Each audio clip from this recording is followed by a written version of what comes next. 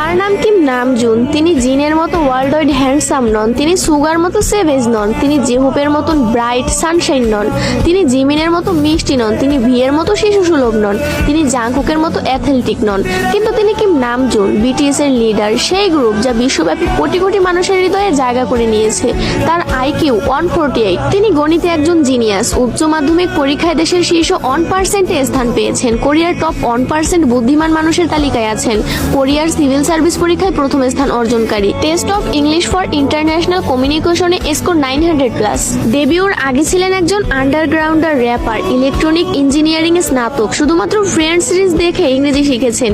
3টি ভাষায় কোরিয়ান, ইংরেজি এবং জাপানিতে দক্ষ।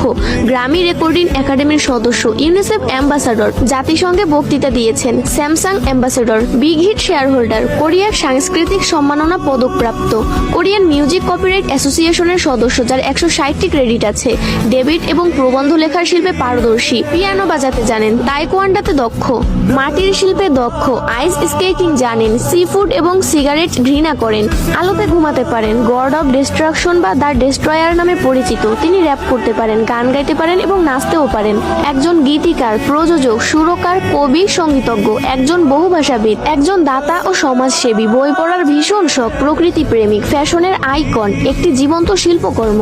সর্বশেষ তার হাসি, বিশেষ করে ডিম্পল স্মাইল সবার সেরা। কিম নামজুন কে-পপ ওয়ার্ল্ডের সেরা নেতা।